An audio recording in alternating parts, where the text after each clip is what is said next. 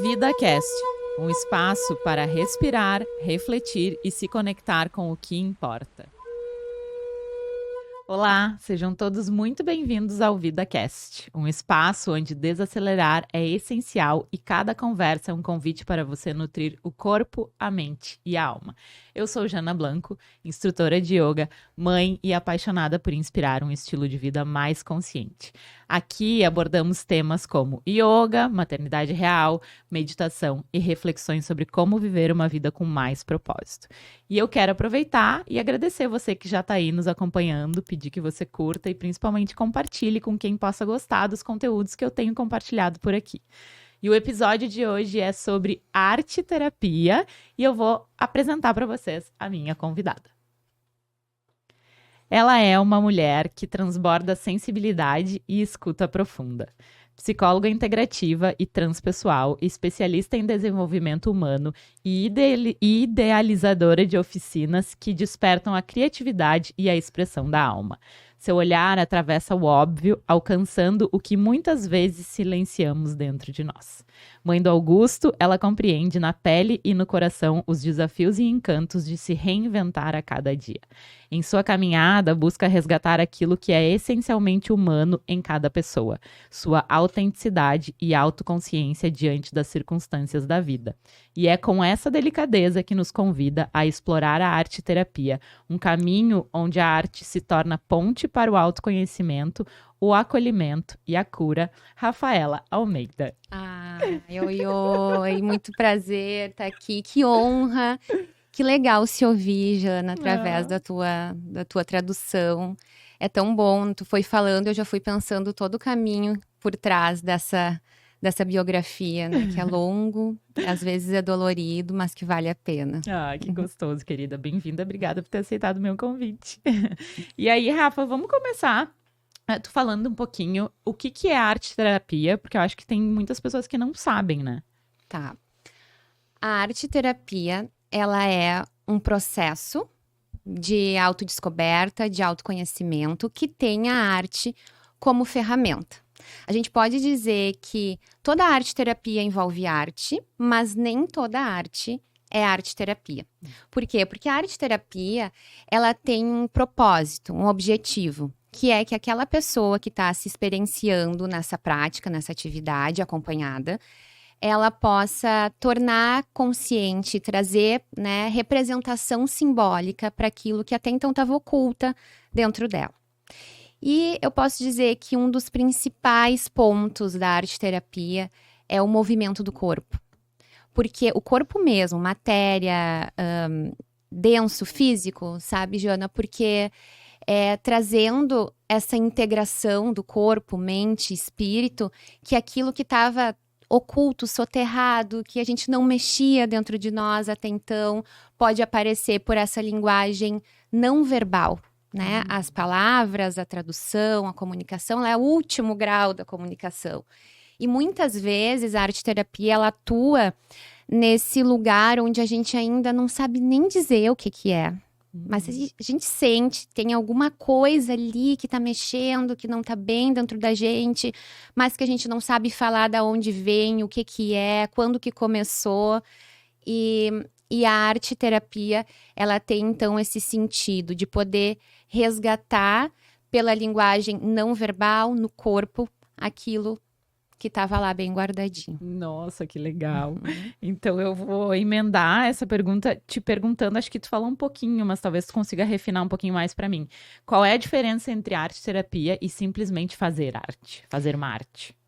Tem bastante diferença, apesar de não parecer, né?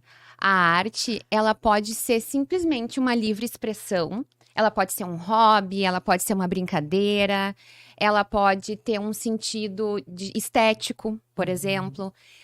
E a arte-terapia, ela tem um objetivo, que é, através, então, da livre expressão artística, encontrar essas partes ocultas e inconscientes do sujeito. Então tem uma super diferença. Tem. E a arte-terapia, ela pressupõe uma companhia, É importante que a partir do uma olhar... condução, Uma tu condução, diz. Claro. né?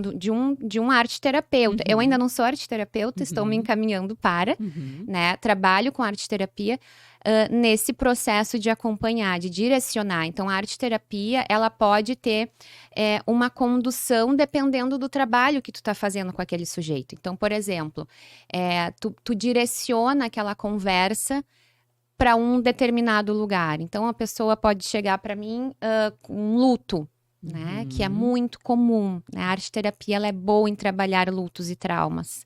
Porque o luto e trauma é comumente aquele lugar onde não cabem as palavras, né? Onde o corpo fica denso, rígido, tenso. Bom, tu sabe, né? A yoga trabalha muito esse corpo que se enrijece quando não ganha tradução. Exato. Então, a gente conduz a pessoa para esse lugar, né? E pede para que ela visualize, para que ela sinta no corpo que cor tem esse teu medo, que cor tem esse teu luto. Se tu pudesse dar uma imagem, se te ocorresse algum desenho, qualquer coisa que te venha na consciência quando tu te conecta com esse luto, o que tu imagina? Vamos expressar isso. Né? Então, pode ter um objetivo claro de condução. A arte pode ter? Pode, mas aí não tem aquela companhia que vai ajudar na tradução. Entendi. Nossa, muito lindo isso. E tu falando, né? Tu até começou falando sobre isso, como ela também tem uma relação com o movimento, né? Eu fiquei muito aqui pensando enquanto tu falava, que tu até trouxe, realmente tem uma ligação até com o yoga, porque no yoga a gente faz os asanas, as posturas, muitas vezes nessas práticas a gente libera emoções que a gente não sabe que estão reprimidas, que estão depositadas no corpo em forma de tensão, de rigidez, e aí a gente libera de forma sutil. Às vezes as pessoas, os alunos não precisam nem saber, né, o que estão liberando no caso do yoga, claro, né? Então, assim, a prática de yoga restaurativo, por exemplo, que é a que eu tô mais focado hoje em dia, na minha condução, volta e meia nas posturas eu falo, assim, desapega agora um pouquinho mais, esvazia a tua mente um pouquinho mais, sem nem saber o que tu quer esvaziar, só solta, assim, através da respiração, dessa condução toda, né? Então, eu acho que, às vezes, a gente não precisa nem trazer tanto pro racional, né, assim, e só deixar vir, né? É isso aí. É isso. A própria posição, né, já produz um aquietamento. Então, eu sempre falo, as sessões de arte-terapia, elas começam muito antes do cliente chegar. Quando tu prepara a sala, tu coloca uma velinha, um cheirinho, tu faz um chá. Então, quando a pessoa ela chega e vai ao encontro daquilo que estava esperando por ela, já tem um efeito restaurativo. Com né? certeza. Tu chegar num lugar que te espera. Então, aquietar o corpo, posicionar as mãos, trazer a perna para perto, né? No caso das mulheres, mais importante ainda, soltar a pelve, confiar que a terra tá te segurando.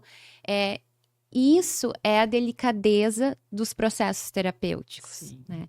Que não necessariamente, como tu disse, né, Jana, tem que haver uma qualificação, porque isso nos deixa muito intelectualizados e nos distancia da essência criativa de ser quem a gente é.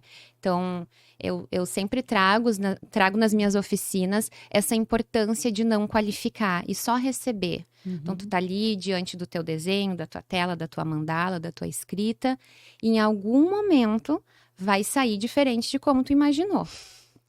Posso dizer que na maioria das vezes, inclusive. Assim como a vida, né? A gente trabalha, a gente vive com a imprevisibilidade no bolso. É natural. Assim como na maternidade, né, Rafa? Nem se fala, né? O melhor exemplo de todos é a maternidade. Então, essa fuga do controle, da rigidez mental, ela nos é muito essencial no trabalho da arte-terapia. Porque é a partir daí que a gente vai aquietando o corpo, né? E diminuindo, reduzindo os níveis de cortisol também, que é o que vai nos proporcionando um relaxamento e nos distanciando dessa qualificação que eu disse, porque o que acontece? Então, quando começa as coisas a saírem fora do controle ou daquilo que a gente imagina, a gente é muito boa em nos criticar, né? A gente é muito boa na autocrítica, vai dizer. Então tá, eu imaginei fazer um risco vermelho para representar, sei lá, o meu período menstrual, os meus lutos femininos, enfim. E aí saiu algo diferente. Elas sempre me dizem, nossa, eu já comecei a imaginar, tu não é boa nem nisso. Tu não consegue nem fazer um risco. Começa já a qualificar. E aí, aquilo ganha uma outra direção. Então, a proposta é, recebe. Recebe esse pensamento, acolhe e volta pro lugar que tu te propôs a começar. Perfeito, senão fica muito nesse julgamento também, né? Ai, não tá bom, tá feio, tá isso, tá aquilo. E eu acho que quando tu traz até, Rafa, sobre essa ambientação para preparar, né, o ambiente para receber a pessoa para fazer esse tipo de experiência, por exemplo, né? No yoga restaurativo também acontece isso. Eu preparo todo o ambiente para receber a pessoa e as duas premissas mais importantes do yoga restaurativo é segurança e relaxamento. E relaxamento não, segurança e acolhimento. Então, assim, são duas premissas muito importantes no yoga restaurativo, que é para o aluno, ele se sentir seguro e acolhido para poder soltar as tensões, né? Então, eu acho que na arte terapia, como tu fala, assim, tu prepara também esse ambiente para a pessoa se sentir segura e acolhida para expressar o que ela tiver que expressar ali, do jeito que tiver que ser, né? Assim. Que legal, eu não sabia dessa premissa da yoga restaurativa. Sim. É muito interessante porque, se tu for pensar, né, Jana, essas pessoas que vêm, né, ao nosso encontro, querendo um pouco mais desse conforto que a gente tem a oferecer, muitas vezes foram pessoas que não tiveram esse ambiente seguro no início da vida, que não foram bebês esperados, ou que até foram, mas que não tiveram a segurança, tiveram um ambiente de muitas imprevisibilidades, sem tradução. Então, o próprio ambiente externo, né? Assim como o ambiente interno nosso, que a gente oferece a nossa integridade quando recebe o outro em nós, isso por si só já é terapêutico, porque o ambiente com muitas invasões também é o que vai fazendo a pessoa se distanciar daquela essência verdadeira dela e criando essa casca, como a gente fala, essa defesa, esse condicionamento mais intelectualizado. Claro. Né? Que é viver mais na superfície e se afastar um pouco. Exato. E quando tu fala isso talvez de pessoas, adultos que não tenham tido tanta segurança, mas agora até eu fiquei muito pensando também, que é o trabalho que eu tenho feito bastante com as mães.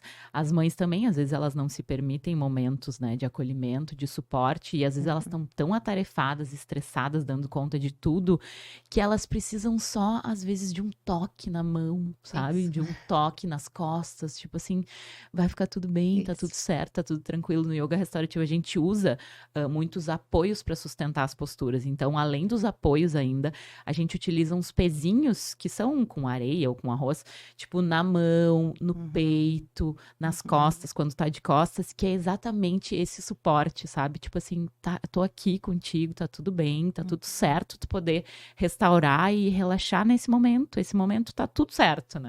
Que lindo isso de receber os pezinhos nas mãos. É um gesto. Quase, é um acolhimento mesmo, é um gesto. Muito interessante. A arte-terapia fala muito do movimento das mãos, né? Do movimento do corpo. Mas as mãos têm um poder ancestral, né? Da criação. Forte. Carrega esse manuseio, esse toque. A gente é cheio de terminações nervosas nas mãos, né? Sim. E o gesto de poder criar com as mãos, de poder manusear, ele promove uma regulação emocional por si só. Né? Exatamente. Então, às vezes a gente pensa que precisa de muito para aquietar, e talvez é só começar acolhendo a nossa humanidade, já tá de bom tamanho. Né? Sim, guria, tem um gesto que eu peço que é super simples nas posturas, por exemplo, quando elas estão de frente, assim, né, de peito para frente, por exemplo, muitas vezes elas colocam as mãos assim, com as palmas viradas para baixo, e eu sempre peço assim, vira para cima as palmas, que é assim, para se entregar para esse momento, para não ficar segurando, não ficar tensa com nada, agora só vira as palmas para cima. Para receber. Para receber, exatamente. É muito legal. Quando eu faço as oficinas de arte-terapia, a pergunta número 1 é: eu preciso saber desenhar, pintar, eu não sei. Eu ia te fazer essa pergunta. É a pergunta número 1. E, inclusive, tem muitas pessoas que nem perguntam e nem veem, porque pensam, eu não tenho aptidão artística alguma. Né? E E a pintura, na última oficina que eu fiz, nas últimas, né, tem acontecido muito isso. A gente quase esquece de pintar. Porque ela não é a protagonista na arte-terapia, né? Como eu falei antes.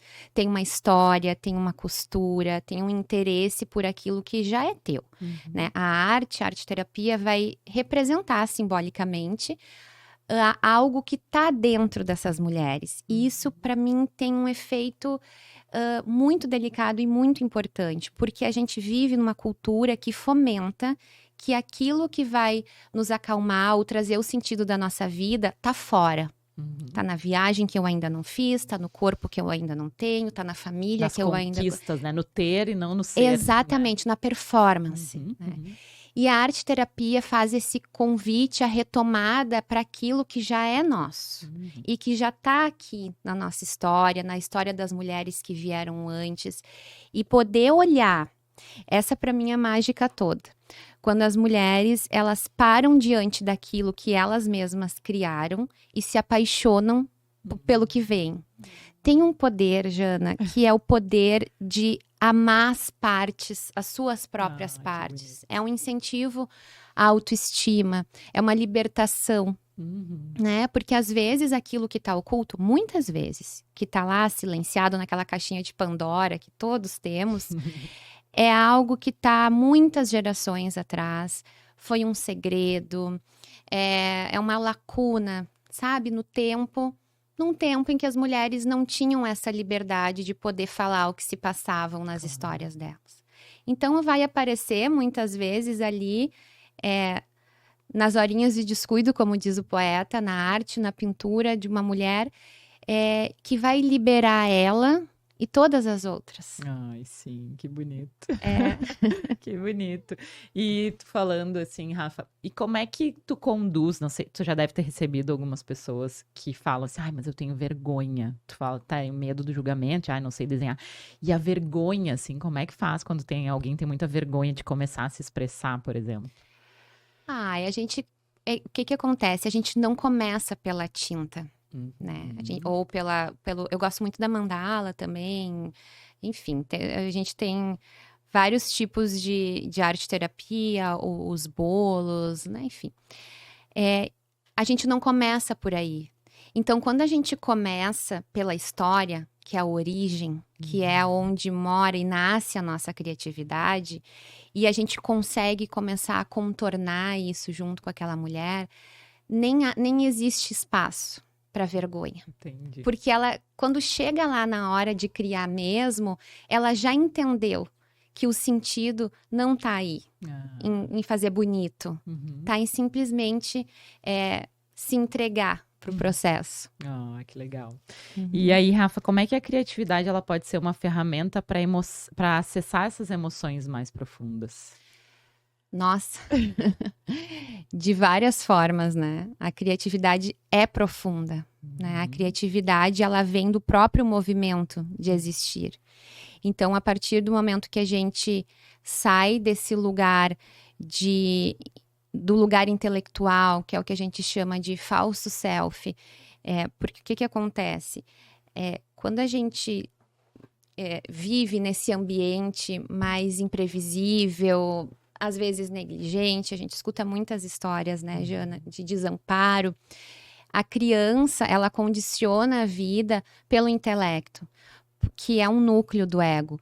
E o intelecto, curiosamente ou não, não é coincidência, é um dos únicos núcleos do ego que se desenvolve, que não precisa do outro para se desenvolver. Né? Então, tu pode ler um livro, tu pode olhar um filme, tu pode fazer cursos, tu pode um monte de coisas que não precisa da companhia de uma outra pessoa, uma outra mulher. Né? Então, essa casca intelectual, ela afasta da criatividade. Né? E, consequentemente, afasta daquilo que é essencial na vida. Né? Que é o teu lugar, que é a origem, que é o que tu sente, que são as tuas emoções, que é o lugar, inclusive, que tu cria. né? Então, quando a pessoa consegue se afastar desse condicionamento, que serviu muito, vamos ser justos, né? Claro. Serviu muito para a sobrevivência dela ao longo da vida. Quando ela consegue se afastar e encontrar esse lugar criativo, ela encontra também o que é verdadeiro, a espontaneidade, a autenticidade, e isso regula automaticamente as emoções. Né? Então, eu sei, existem muitos processos que focam direto na emoção e que são ótimos também, né? Existem muitas vias hoje para a gente chegar nesse lugar do que é verdadeiro dentro da gente. Mas eu gosto da arte-terapia porque todo o resto, o sintoma que às vezes aparece no corpo, numa enxaqueca, numa dor de barriga, né, num tensionamento, ele se dissolve por consequência desse encontro. Perfeito. E, Rafa, o que acontece quando a gente bloqueia essa expressão criativa, que eu acho que está super ligado também a bloquearmos as nossas emoções, né? Um adoecimento psíquico. Acho que assim, curto e grosso. E eu acho que, assim, ainda posso falar a minha opinião em cima disso. Para mim, é o luto em vida, morte em vida de quem tu é. É viver uma vida sem encontrar verdadeiramente a tua essência. Nossa, sim, viver assim, sem sentido, no automático, como muitas pessoas vivem ainda, né? Exato. E eu acho que acrescentando, essa tua resposta foi muito boa, mas acrescentando um pouquinho também, eu acho que quando a gente bloqueia, né, a expressão criativa e também as nossas emoções, que eu acho que elas estão ali muito ligadas, vem as tensões corporais, né? A rigidez no corpo, as dores crônicas, elas vão materializando no corpo, né? Isso. E sabe o que eu vejo também muito, Jana? As pessoas, elas entendem por arte algo concreto.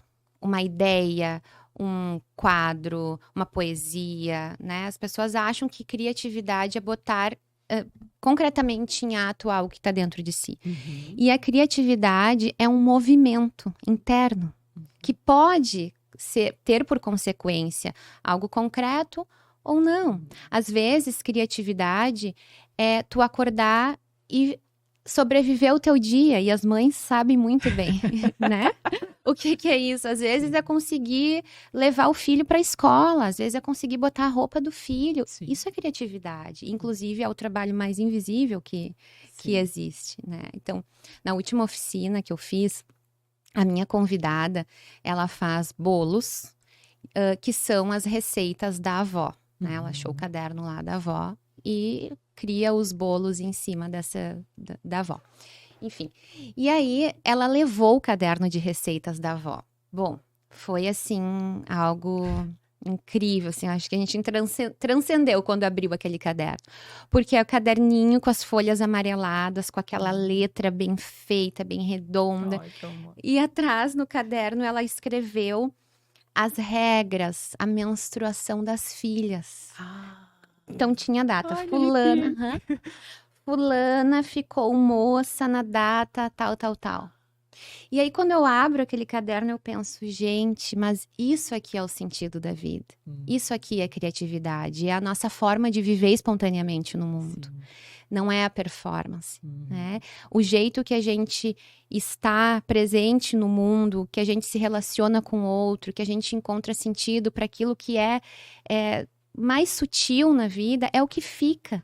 E é o que eterniza a nossa história, é o que passa adiante no fio da vida, né? Para filha, para neta, enfim. Ai, que linda essa história. Rafa, e tu acha que, por exemplo, no yoga a gente ensina muito a estar na presença, né? Tá com consciência no momento presente, no corpo. Eu acho, te ouvindo falar, assim, que a arte-terapia, ela também pode ser um processo meditativo, né? Ela é um processo meditativo. Ela é, porque, Jana, por mais que a gente faça um exercício, que pode ser um exercício da retomada daquilo que tá no passado, para tu poder encontrar e te conectar verdadeiramente com essa história, tu precisa estar aqui, né? Aqui e agora, no presente. Então, é um exercício de meditação ativa, de movimento do corpo. A gente começa sempre as sessões de arte-terapia com uma respiração acalmando, né? Trazendo para a atenção plena e para o momento presente tudo aquilo que vem, que surge e recebe, como eu falei antes, né? Sem qualificar. Uhum. Sabe que eu gosto sempre de fazer essa pergunta, Rafa, já fiz tento fazer essa relação com a meditação em vários temas que eu abordo aqui, para desmistificar um pouco para as pessoas o que é meditar, né? Porque Sim. muita gente fica, porque a meditação não é para mim, eu não consigo sentar e parar, não consigo parar de pensar. Só que a meditação, ela existe de várias formas. E às vezes essas formas mais sutis, por exemplo, que nem fala em meditação, nem não tá nem ali, né? Assim, implícito, elas são tão benéficas para as pessoas quanto tu sentar e meditar, entrar no estado meditativo para quem consegue, né? Então, por isso que eu gosto de fazer essa relação para as pessoas verem as possibilidades que existem para fazer uma meditação ativa, né? É verdade. Eu compartilho, assim, da tua inquietação. Muitas pessoas chegam falando, eu não consigo de jeito nenhum, eu não tenho dom, não tenho habilidade. Sempre na crítica, né? Sem nunca ter tentado. A meditação é um estado de tu poder te concentrar, né? Naquilo que tu vai te propor naquele momento. Então, mas eu acho interessante também, porque às vezes é verdade, algumas pessoas não conseguem entrar em estado meditativo, mas por aquilo que a gente falou um pouco antes, por ter que ficar alerta ao ambiente, né? Sabe que isso acontece muito comigo quando eu faço yoga. Eu adoro fazer yoga em grupo, porque eu me analiso muito em relação às outras pessoas. Então, o que acontece? Tem dias que eu chego na sala e eu só consigo prestar atenção nos outros. Sério? A respiração, se tá mais fraca, se tá mais forte, se fica muito pra fora. E pode ter certeza que é um dia em que eu tô mais desintegrada. Que eu preciso estar atenta àquele ambiente pra sobreviver ao dia. Né? Então, eu não consigo me entregar. Eu fico lá, atenta, quase que um porteiro de prédio, sabe? Esperando o assalto acontecer. Então, eu tô ali olhando. Mas muitas vezes, durante a prática, eu me dou conta disso.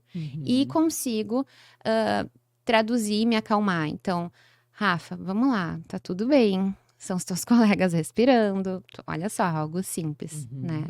Respira, concentra, né? Tem dias que eu chego na sala e parece que eu tô sozinha.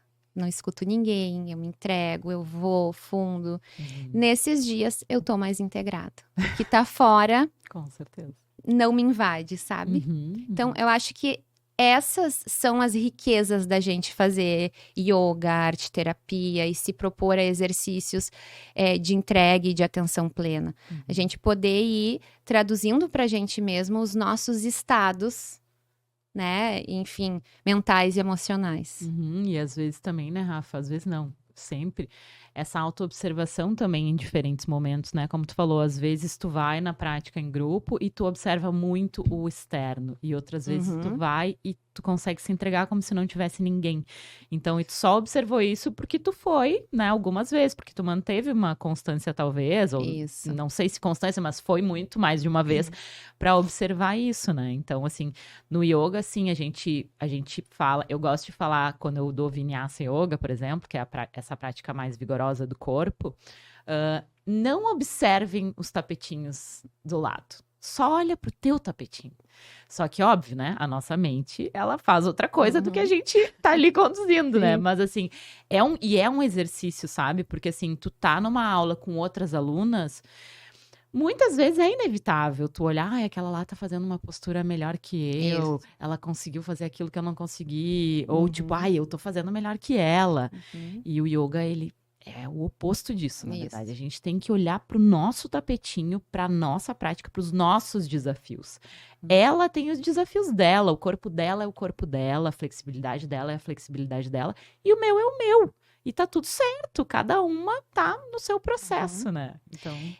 É muito bonito isso que tu tá dizendo, Jana, porque a gente consegue perceber que até na yoga, a gente carrega essas idealizações que é da cultura, né? Então, a gente compete até no tapete da yoga. Mulher, a gente foi ensinada a competir quase que como uma forma de dominação para a gente se afastar da nossa força, que é essa capacidade de sentir, intuir o que é nós. Sim. Né? Então, eu acho que o jeito que a gente transita dentro da nossa criatividade é também uma visão sistêmica da maneira como a gente se relaciona com o mundo, a cultura, a lua do dia, né? Na última oficina eu ainda brinquei, vamos cuidar muito hoje a autocrítica, porque é lua nova em virgem. Então, assim, a tendência da gente querer fazer tudo certinho, sem se sujar, sem se entregar, é grande, né? Então, soltem tudo e eu acho que é legal a gente ir percebendo, até porque essa é uma via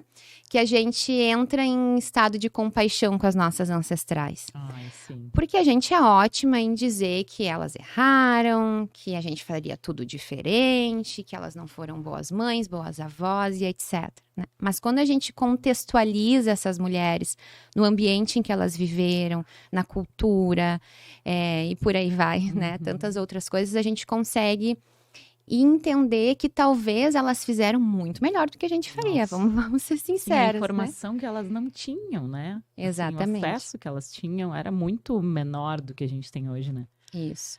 E olhar para essa história que veio antes da gente com essa compaixão faz com que, porque assim, nós somos também resultado do olhar dessas mulheres. Claro. Então, poder olhar para elas com compaixão é olhar para as nossas partes também com um pouco mais de amor. Elas estão dentro da gente. Com certeza. É uma libertação, né? Ai, que lindo isso. Então, gente, a gente tá mais ou menos no meio do nosso episódio. Eu quero pedir mais uma vez para quem tá aí nos acompanhando, curtir, compartilhar com outras mulheres esse conteúdo. Não só com mulheres, os homens também podem fazer parte desse processo. Mas a gente tem falado bastante sobre mulheres aqui, então compartilhem com as amigas de vocês, porque às vezes esse conteúdo pode super beneficiar alguma amiga que tá lá, até meio perdida, assim. Então compartilha lá com essa amiga esse episódio.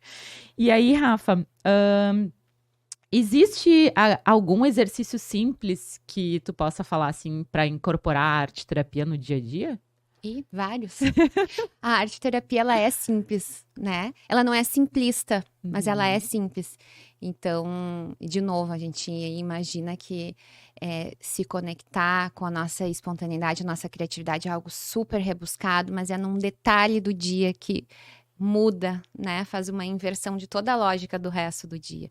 Então, às vezes a gente tá ali no trabalho, na frente do computador, ou cuidando do filho, e a gente sente quando o corpo entra em ebulição, né? Aquilo vem, aquilo começa, né? A gente fica quase sem ar, aquilo vem desse... Então, é poder identificar num primeiro momento, né?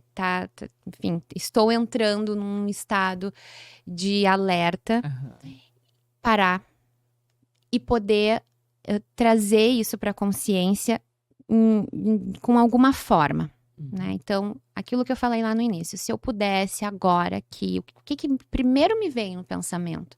Se eu pudesse falar uma imagem desse momento que eu tô vivendo agora, o que vem? Seria. Eu até posso contar de uma experiência que eu tive na minha terapia, que eu tenho trabalhado muito a minha autocrítica. Eu acho que é algo que todas as mulheres precisam trabalhar, né? E aí eu fui falando o que eu não gosto, e enfim. E aí a minha terapeuta me disse, Rafa, mas é exatamente assim, se tu pudesse, então, achar uma imagem, uma forma, uma cor, uma palavra para essa Rafa crítica, assim, o que te vem? Eu pensei, fechei os olhos e me veio a Medusa. Eu disse, me vem a Medusa, essa mulher cheia de cobras na cabeça, com um olhar duro, petrificado, né, que paralisava o outro com seu olhar. Então, é isso que eu faço comigo quando eu tô, assim, mais crítica. Eu fico dura, eu fico rígida, eu perco minha espontaneidade, eu entro num estado distante daquilo que eu sou verdadeiramente, né? Eu também sou essa parte crítica, mas no sentido, Jana, de me distanciar da minha autocompaixão, né? É uma parte minha que eu preciso amar mais. Então, olha que importante, através de uma imagem, a gente chega a esse lugar, né, de compaixão e de amor. Esse é um exercício super simples, mas que funciona muito. Nossa, muito legal, porque às vezes é muito isso que tu traz, que tu trouxe antes, assim, que às vezes a gente não consegue pôr em palavras, e aí se tu traz uma imagem ou desenho, Exatamente. talvez, mas é uma imagem achei muito boa mesmo, assim. E forte, né? Sim. Forte, tipo assim, não é pouca coisa. Exato. Então, assim, vamos lá, Sim, tem bastante coisa pra trabalhar ainda. É legal Então- trazer pra imagem, pro visual, né? Porque aí daí é isso, tu te depara com aquilo ali e putz, pô, calma aí, você é mais Isso, leve, isso. mais, né? Vamos olhar pra esse lugar, pra esse espaço, pra esse momento assim com mais leveza, talvez, Mais né? compaixão. Com mais compaixão, exato. É. E tu sabe quem se beneficia muito da arte-terapia são as pessoas mais introspectivas. Porque as pessoas que são extrovertidas, falantes, criativas, que a gente, né, por si só, a gente já sabe que é uma pessoa criativa, ela vai se beneficiar, obviamente. Uhum, né? uhum.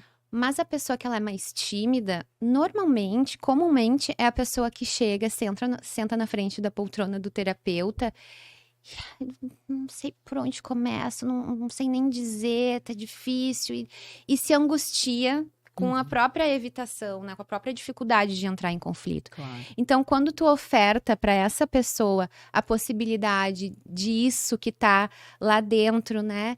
Angustiando, vir no formato da arte, é uma libertação. É tipo, ufa, consigo visualizar, não consigo ainda falar o que é, mas já consigo expressar, né? Dar uma forma e, posteriormente, dar um sentido. Ah, é ótimo. Eu até ia te perguntar, a próxima pergunta era sobre isso, como é que a arte-terapia pode aliviar o estresse e a ansiedade? Eu acho que tu trouxe um pouco disso. E aí eu quero te perguntar, então, assim, já teve algum caso, Rafa, contigo, que, por exemplo, a pessoa sentou lá e teve uma crise de ansiedade? De pânico, sei lá. Nunca. né? Legal. Então. Eu nunca tinha pensado sobre isso, mas eu imagino que seja porque a crise de ansiedade e de pânico vem nos momentos em que a gente está distante Uhum, da criatividade, da Uhum. possibilidade de dar sentido, uhum, né? Quando a gente fica nessa ruminação mental, uhum. né? Que é o não Sim. para nunca, né? E que aí vai para um estado de longe da autenticidade, assim. Uhum. Né? Longe da presença, né? Isso, Que é assim, não exatamente. estar na presente. E na presença, eu acho que também tudo que tu já falou antes, tá o ambiente muito preparado, né, pra pessoa se entregar e ser acolhida ali. Então, talvez seja difícil mesmo que isso aconteça. Isso. Que bom que nunca aconteceu. Exatamente. Porque daí, como tu já falou, né, ela ajuda muito na ansiedade, no estresse, por conta de tudo isso que a gente vem conversando até agora, né? De poder se expressar, de se entregar, de estar ali disposta para essa terapia, né? Para essa experiência, né? O que acontece muito, Jana, é da pessoa falar aonde que aquilo, onde que ela sente. Porque às vezes não vem tão rebuscado, né? Enfim, não vem tão consciente, tão claro. Vem assim, nossa, quando a gente fala sobre isso, me dói muito o útero. Eu sinto uma dor forte no útero. Então, a gente começa pelo corpo, igual um bebê.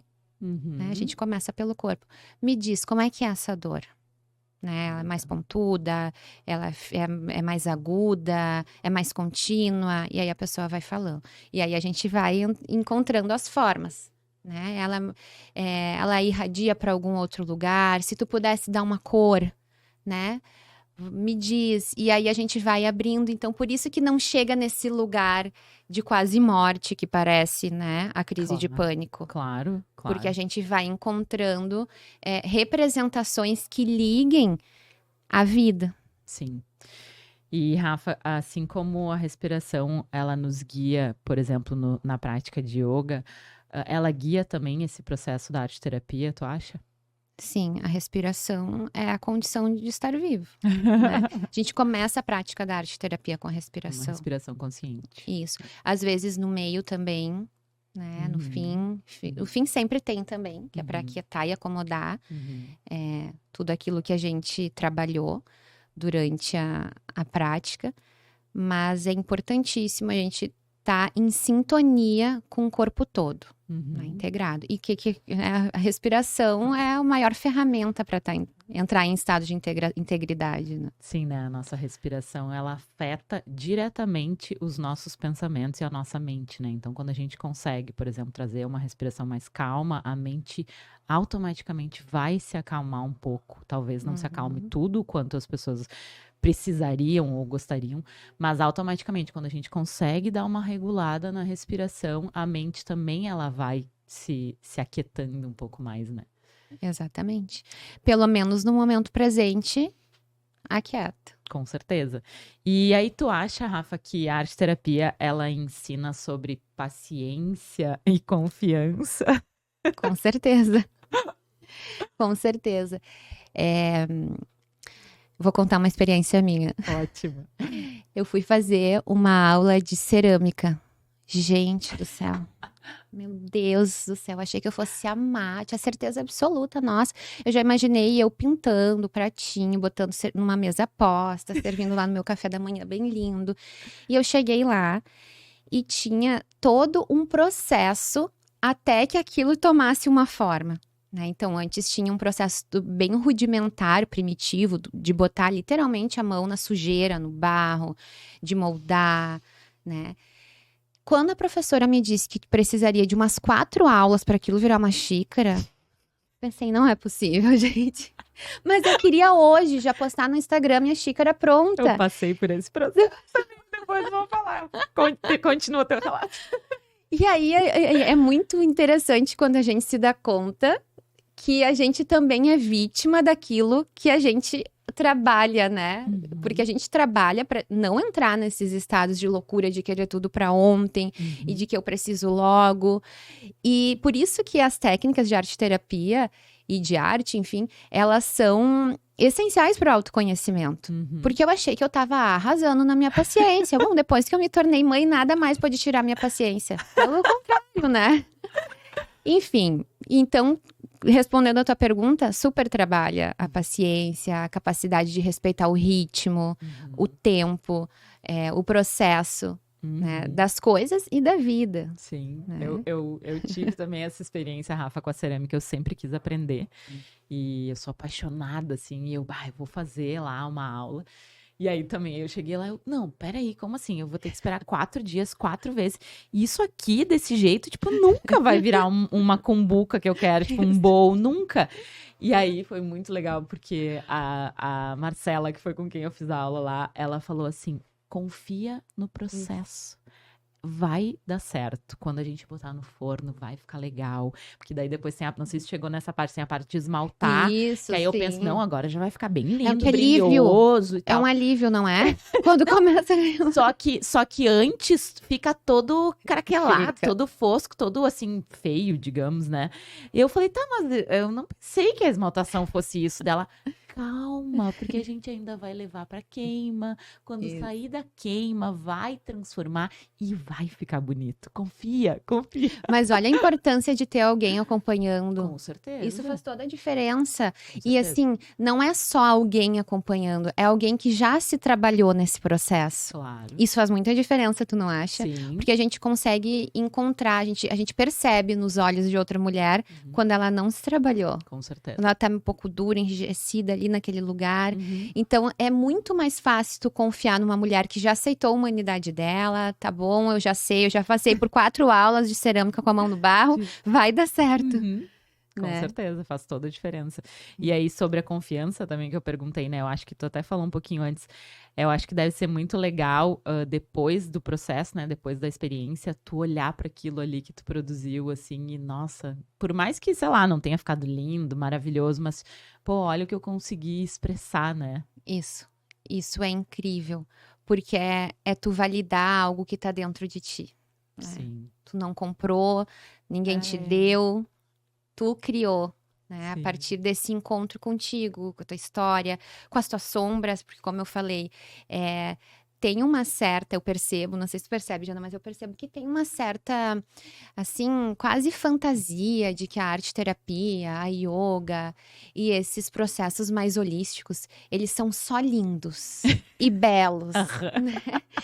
E, na verdade, eu acho que esses processos são nada mais, nada menos do que uma tentativa de viver essa vida de um jeito mais leve, podendo integrar todas as nossas partes, Perfeito. inclusive as difíceis, né? Por exemplo, quando eu estava lá na aula de cerâmica, eu me dei conta que eu sou muito mais impaciente do que eu gostaria de ser. E, inclusive, o que está acontecendo agora? Quem é que está se tornando um impacientinho? O meu filho. Óbvio. Porque o filho é o espelho, né? Ele é constituído pelo olhar da gente. Claro. Inclusive por aquilo que a gente não trabalha, principalmente, né? Quando a gente fala de transgeracionalidade, a gente herda aquilo que se calou. Aquilo que não foi trabalhado, aquilo que não ganhou espaço, que ficou silenciado, que fez uma lacuna naquela história. Então, quando eu olho para o meu filho hoje e vejo ele impaciente, querendo as coisas prontas, e tá bem que ele é uma criança, vamos fazer Claro. também aqui, né? Tem 1 ano, mas eu percebo que já é algo da personalidade e do temperamento dele. Quando eu penso, o que eu preciso fazer para ele ser mais tranquilo e transitar melhor dentro desse jeito de ver a vida, a resposta é uma só, é me trabalhar. Perfeito. Porque, enfim, eu cuido dele, eu sou a inspiração, o reflexo para ele. Claro. Então, eu preciso trabalhar a minha impaciência para ele poder Claro. se beneficiar disso. Perfeito. E agora, tu falando até de filho, me veio uma questão, assim, que tem sido bastante falada, assim, e tal, da gente trabalhar a nossa criança interior também, né? A arte-terapia deve super ajudar nisso também, né? Sim, porque a forma como eu trabalho desde o início, desde a minha formação, acho que isso também passa muito pela minha vivência, é resgatando os bebês que fomos. Né? Os bebês que moram dentro do adulto que somos. Né? A ideia é fazer um enlace, é poder dar as mãos, nós, adultos saudáveis, dar as mãos para essas crianças, por vezes feridas, mas por vezes autênticas, espontâneas, porque quando a gente bloqueia aquela sombra que a gente não quer chegar perto de jeito nenhum, a consequência é também bloquear aquilo que é A parte boa, a parte boa. Exatamente. Sim. Então, é um resgate à nossa origem. Que lindo. Né? E, inclusive, como a gente falou, a gente só dá para criar pegando essa criança no colo, Exato. brincando junto. Eu começo as oficinas, um spoiler aqui. Eu começo as oficinas com apresentação, então elas se apresentam. E aí depois eu faço uma brincadeira, eu disse, que engraçado, todo mundo aqui se apresentou pelo intelecto, a médica, a juíza, a psicóloga, né, todo mundo. Eu ainda faço uma brincadeira, olha que a cultura, se fosse uma geração atrás, todas as mulheres iam se apresentar pelos maridos, né? Eu sou a fulana, casada com fulano, que faz tal coisa, né? Então, a gente nunca se apresenta pela nossa força e pelas meninas que fomos. Então, recomeço a roda de apresentações. Vamos de novo. Eu quero saber quem foi a tua criança, né? Do que ela gostava, o que fazia o olho dela brilhar. É com essas que eu quero conversar hoje. E aí a emoção já começa aí. Né? É muito interessante. Ai, que lindo. Então a gente tá indo pro final já do nosso episódio e a gente tem um último quadro aqui no VidaCast que chama Recomendações da Alma. E aí eu quero te pedir, Rafa, uma dica de filme ou série. Filme. Eu gosto muito do filme que se chama Histórias Cruzadas. Já assistiu? Eu acho que eu já assisti. Eu até, esses dias eu recomendei ele para uma amiga, eu acho que ele tá no Prime Video. Ou no próprio YouTube, eu acho que tem. Eu vou colocar depois na descrição do link, eu pesquiso depois e coloco. Vou tentar não dar spoiler, tá? Mas psicóloga adora spoiler. Senão a gente não podia ser psicóloga, vai dizer. Porque o paciente chega contando, a gente faz o link. Enfim. Histórias Cruzadas é história de mulheres que vivem a mesma cultura em lugares sociais distintos. Lembrou? Tá, então são as cuidadoras negras das filhas das mulheres da alta sociedade americana. E a magia, para mim, do filme todo, além de ver como elas se comportam e se relacionam, é o destino que essa história ganha quando uma mulher resolve libertar e acessar a sua criatividade. Que eu não vou falar o que é, vou ter que assistir agora. Mas é incrível. É bem lindo esse filme. É lindo, né? É muito lindo. Eu acho que eu já assisti mais de uma vez. É muito bonito mesmo. Me deu vontade de assistir de novo até. Adorei essa dica. Vou deixar aqui na descrição do episódio. E eu quero indicar um que talvez muitas pessoas já tenham assistido e que é uma paixão muito minha, assim, que é o filme da Frida Kahlo, né? Eu não vi, eu vi a Tu série. nunca viu o filme? O filme dela, guria, é demais. É uma biografia, conta a história dela, né? Então, assim, como ela teve um acidente, daí ela usou a arte para expressar tudo que ela não estava conseguindo, assim, talvez viver, sabe? Então, a vida da Frida, para mim, é muito assim, de De inspirar inspiração. mesmo, assim, as mulheres, a Que legal, eu resiliência. vou assistir. E o filme dela é muito legal, muito legal. Tem um outro também que eu posso deixar um outro Claro. recomendação. Que aí é um filme lindo, mas também bem informativo, que é o da Nise da Silveira, que foi a pioneira da arte-terapia no Brasil. Né? Então, ela trabalhou com arte-terapia, ela levou a arte-terapia para dentro dos hospitais psiquiátricos numa época em que o paciente psiquiátrico era um excluído social e era visto como assim, nada temos a aproveitar desse sujeito. E ela empresta o olhar para essa parte criativa da pessoa. É lindo o filme, é lindo. Assim, ela foi uma mulher muito corajosa, é uma inspiração também. Como é que é o nome do filme? Nise da Silveira. Nise da Silveira. Vou pesquisar depois. E uma dica de livro? Putz, eu adoro ler, né? Eu amo. Agora, sendo mãe, virou quase uma fantasia ler. Eu criei um grupo que se chama Ciranda da Leitura, que é para ser um livro por mês. E é cheio de mães o grupo. E aí, esses dias, alguém me falou, Rafa, dá pra ser um livro a cada 2 meses? Não tô Daqui a conseguindo pouco a gente vai ter acompanhar. uma gestação inteira do livro, 9 meses para ler um. Mas, enfim, tem muitos. Eu acho que os livros, eles sempre fazem sentido de acordo com o momento da nossa vida, Com né? certeza. Mas me vem um, assim, eu acho que também tô tomada pela última oficina e pela nossa conversa de hoje, me vem Arroz de Palma, que é do Francisco Azevedo. E ele o livro ele é muito delicado, porque ele faz uma aproximação da simplicidade do que é ser família com a cozinha. Ai, que legal. Né, com esses processos artísticos da cozinha. Então, ele tem as frases, é um livro pra gente ficar marcando várias frases, assim. Então, ele fala que tem uma frase do livro que diz que família é prato que se come frio, né? Então, ele faz umas aproximações, é lindo, é poético, é super que poético. legal, adorei essa dica. Uhum. Eu vou indicar um que ele não tem, assim, completamente a ver com arte-terapia, mas que é Acolhendo Sua Criança Interior, da Stephanie Stahl. Como que não tem a ver? Tem tudo a ver com arte-terapia. É isso, a arte-terapia. Então, Guria, por isso que eu até te trouxe essa pergunta da criança interior, né? Sim. Guria, esse livro foi uma terapia pra mim. Ele foi, assim...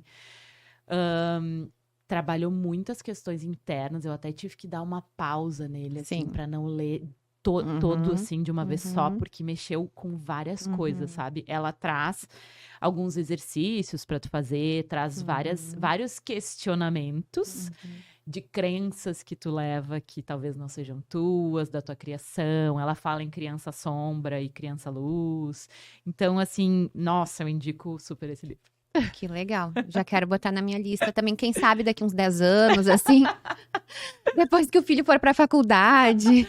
Não, eu vou te dizer. Eu leio entre 1 e 10 anos. Não, o depois livro. melhora, Rafa. A minha tá com 9 e agora eu consigo ler todo dia de manhã. Inclusive, tô tentando ensinar pra ela também esse hábito. Então, enquanto eu tô lendo, eu falo pra ela, filha, agora pega o teu livrinho que é a hora da leitura. Ai, que amada. Então, a gente tá Mas tá vendo? construindo. Já me trouxe uma esperança. Por isso que é bom a gente estar sempre em companhia de outra mulher. Muito, né? sempre. Porque a gente se abastece. Muito, sempre. Bom, eu sou muito defensora da gente estar sempre entre mulheres. Sim. E aí, antes de eu terminar com a reflexão, uma reflexãozinha desse livro que eu sempre gosto de trazer, traz os teus contatos, Rafa, fala um pouquinho do teu trabalho, das experiências, para as pessoas conhecerem um pouquinho mais e te procurar. Tá, assim, então, eu faço oficinas de arte-terapia no meu próprio consultório, que carinhosamente foi apelidado pela minha amiga e arquiteta de consultório Alme. Eu faço mais ou menos uma vez por mês, ou quando eu vou sentindo, né? Mas além das oficinas de arte terapia no meu consultório, eu também ofereço de forma particular para quem quiser me chamar, me contratar. Então, eu faço também, semana que vem eu tenho, faço esses processos de arte terapia para empresas, para eventos, chá de fralda, aniversário de amigo, presente, enfim, faço dessa forma. Faço sessões de arte terapia também, que podem ter ou não um objetivo específico, né? Quero trabalhar um luto, quero trabalhar autocrítica, quero me trabalhar, pode ter ou não. E todos os meus contatos, eles estão no link da minha bio no Instagram, que é @rafa.alme, Rafa com PH. E lá tem o meu contato, o meu WhatsApp, tem também o contato da Carol, que é quem me ajuda fazendo as inscrições da oficina, respondendo e-mail, fazendo essa parte burocrática que a gente é trio ruim, né?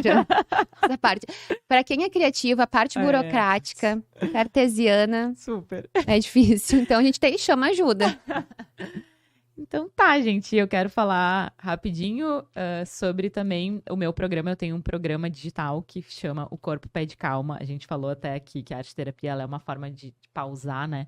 Esse programa eu pensei como uma maneira de incluir pausas conscientes no dia a dia das pessoas, com áudios curtos, com relaxamentos um pouco mais compridos, com meditação, com uma playlist exclusiva, com uma aula de yoga restaurativo gravada para você fazer quando você quiser. E além disso, quero também falar sobre o refúgio materno que eu faço muitas vezes. Eu já fiz aqui em Porto Alegre, provavelmente vou fazer de novo. Eu faço em Floripa e faço lá na Praia do Rosa, onde eu tenho o meu espaço. E aí eu vou terminar o episódio de hoje, então, com um trechinho desse livro, que é O Acolhendo Sua Criança Interior, que ela fala o seguinte: ao buscar a perfeição, você passa tempo demais se perguntando qual impressão deixa e tempo de menos se perguntando o que de fato faz sentido. Meu Deus. Dá para colocar assim na porta da geladeira. Né? Incrível, incrível.